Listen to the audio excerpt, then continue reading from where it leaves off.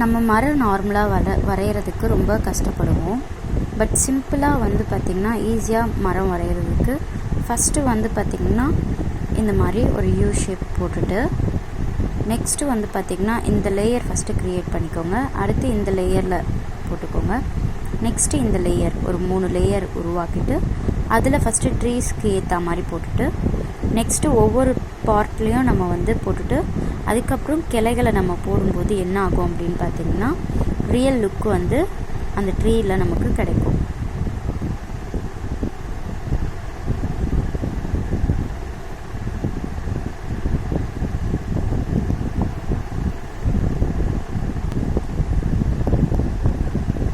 So இப்போ பார்த்திங்கன்னா ஈஸியாக நம்ம வந்து ட்ரீ வந்து வரைஞ்சாச்சு. ஸோ இதில் நம்ம பெயிண்ட் பண்ணும்போது இன்னும் என்ன நடக்கும்னு பார்த்திங்கன்னா இன்னும் நமக்கு ரொம்ப பியூட்டிஃபுல்லான ஒரு கலர் லுக்கிங் கொடுக்கும்.